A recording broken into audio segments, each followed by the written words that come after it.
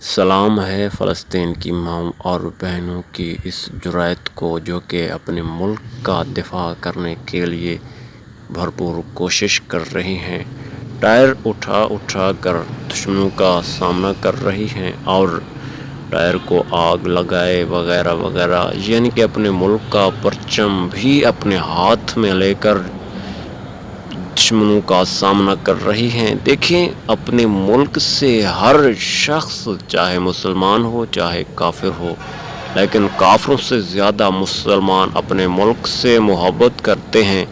اپنے ملک کے لیے جان تک دے دیتے ہیں، اپنے ملک کے لیے سب کچھ قربان کر دیتے ہیں،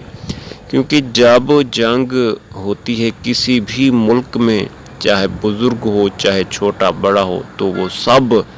جنگ لڑنے کے لیے، اپنے ملک کو بچانے کے لیے اس جنگ میں شامل ہوتا ہے۔